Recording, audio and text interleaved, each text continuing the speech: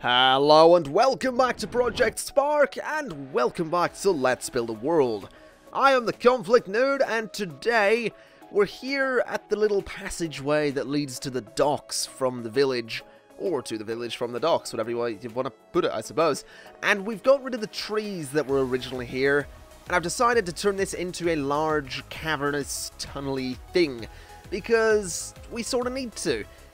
In my original idea for this world, I didn't really plan on having anyone get on top of these cliffs, but now that the goblin tunnels exist, you can get up there, so I decided it was probably a good idea to change this up a little bit so you weren't jumping across the treetops, and also so that you didn't see that the trees were in fact clipping into the terrain quite badly up here. So I suppose this is technically a bit of a fix as opposed to a completely... well, it is a new build, but it's also fixing something. I have to be honest though, I'm really happy with how this tunnel turned out. I think it actually looks better than what we had here originally, and I'm probably gonna link the goblin tunnels to this as well in one way or other, or maybe build some kind of house into the side of this, or some goblin lair. I definitely want to do something with this tunnel, but I'm not quite sure what, so I'm actually going to throw that one out to the floor. So if you've got an idea for the tunnel, go ahead and give it to me and I'll see about getting it done. But that's the tunnel done. That is it for now. We're going to be jumping back to, you guessed it, we're back at the ship, and we're actually sort of finishing it today. Finally, I've decided to use these stairs on their side as the railings for the ship, and I know it doesn't look great, but I'm sticking with it because it does what I want it to do, and doesn't look as bad as some of the other things we've had. Now you'll notice that we don't quite finish the ship. We don't actually finish it. There's still some work needing done to it, but this is the last time I'm building it on camera because I feel like people are probably getting really sick of me coming back to the ship time and time again, but I promise you this is the last time you'll be seeing me build it. The next time you see the ship will be it completed, and that might just be the start of the next episode. It'll be me going, we finally finished it, but I make no promises because this ship has just, it's given me nightmares. I think I've spent more time on this ship than I've spent on most parts of the actual village, so might be an idea to go back and change some of that up, and that's something I'm considering as well. I'm considering going back and changing the village a little bit because my ability to build has gotten, well, let's put it this way.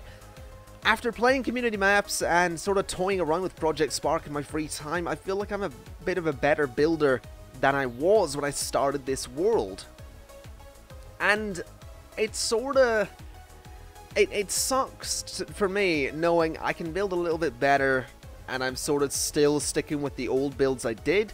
So I'm thinking I might go back and revamp those and sort of change it up a little bit, but I'm not entirely sure. My idea for this world was to build it, release it without quests, so people can just explore it, or remix it, I suppose, and then someday release it with quests. So I would like to get to the whole stage of releasing it without the quests sometime soon, and I am considering doing that sooner as opposed to later because, I mean, really and truthfully, I'm running out of ideas.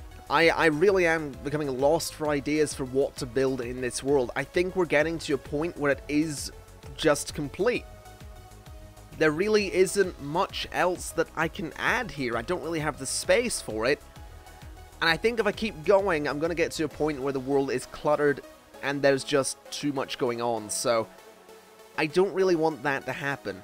Now, what you've seen me do there while I've been rambling on is add two more characters. We've got the Queen, who is eagerly wanting her husband, the king, to make the jump and fail miserably. And here we have the goblin captain of this ship.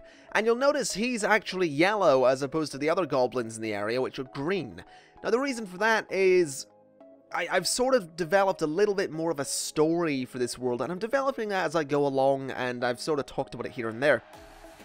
And my idea is that these green goblins, unintentional Spider-Man reference, these green goblins are basically from this land. They don't come from far away, they come from this area. These yellow goblins come from whatever land the king and queen here are from, and I kind of like that idea. I like the idea that there's different lands out there. It means that if I ever build another fantasy world, I can put yellow goblins there and say, oh, This is the world where that king and queen rule over, and it's all linked together like a Doctor Who season.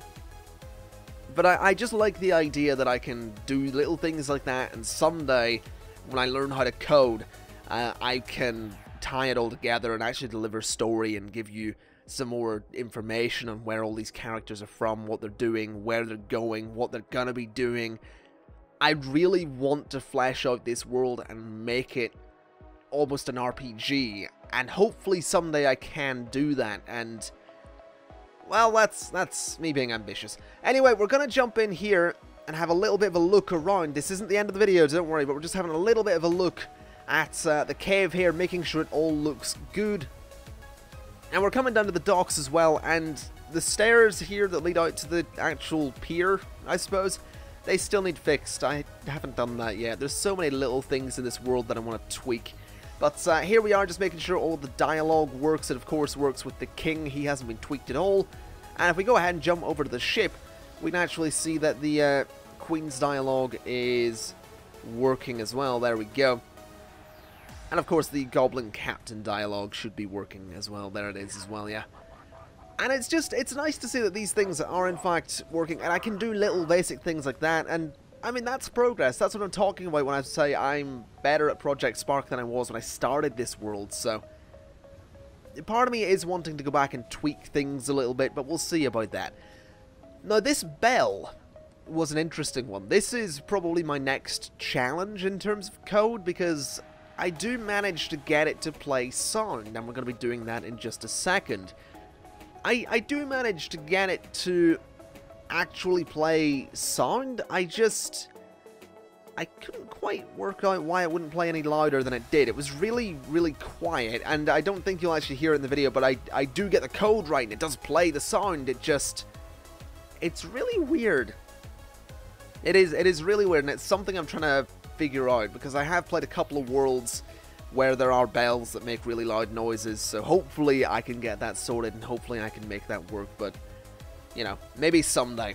Maybe someday we'll make that work and have a nice bell there on the ship. But if we just jump away from the ship now, we're actually going to be adding a lot of trees to the area. And I realized, looking over the town, the village, that these cliff tops are really bare. And there's very little to them, and it makes it look just kind of dull. I sort of have this image. Imagine coming up to the dock, and you'll sort of see it a little bit later on. You come up to the dock, and you can see this tower and the ship and all that stuff, and this tunnel with cliffs around it covered in trees. And it gives it this slightly mystical look. This sort of stereotypical fantasy look.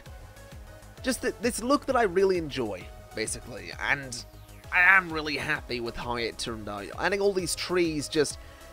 It was such an easy fix to make things look denser, I suppose.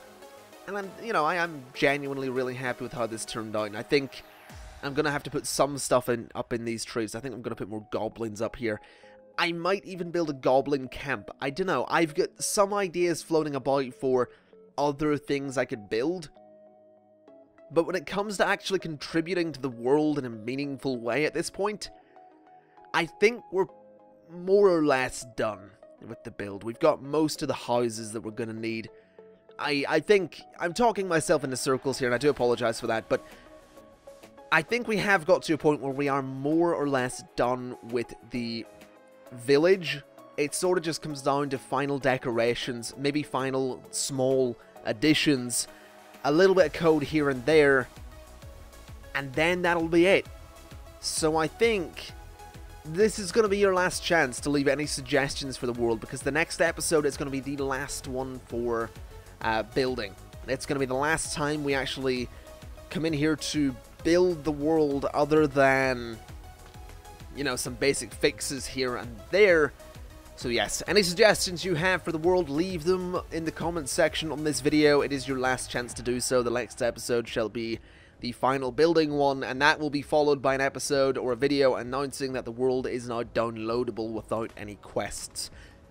So yes, thank you very much for watching, folks. Thank you for watching the series and continuing to do so. I've been the ConflictNerd, and as always, I will see you next time. Bye-bye.